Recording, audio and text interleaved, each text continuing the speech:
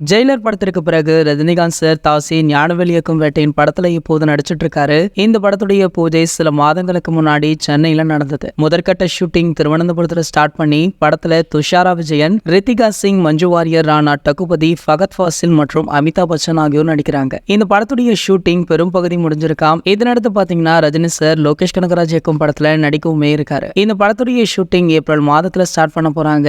இந்த படம் தான் ரஜினி சார் நடிக்கும் கடைசி படமாக இருக்கும் அப்படின்னு சொல்லப்பட்டது. இதனடுத்து பாத்தீங்கன்னா 172வது படத்துல மாரி செல்வராஜுடன் இணைய உள்ளதாக ஒரு சில தகவல்களுமே வெளியாச்சு. இதனடுத்து பாத்தீங்கன்னா ரஜினி சார் நடிக்க உள்ள, அதாவது ரஜினி சார் லோகேஷ் இவங்களுடைய காம்போல உருவாக உள்ள படத்துடைய ப்ரோமோ வீடியோ இன்னும் 1 அல்லது 2 மாதங்கள்ல வெளியாக இருக்காம்.